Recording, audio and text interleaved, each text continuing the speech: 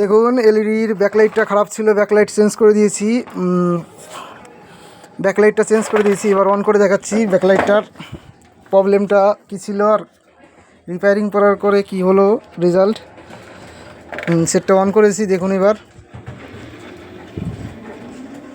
দেখুন ব্যাকলাইট জ্বলে গিয়েছে, সুন্দর হয়ে গিয়েছে। এবার লাগানোর পরে সেটিং করার পরে আপনাদের দেখাচ্ছি এর কোয়ালিটি কীরকম হলো।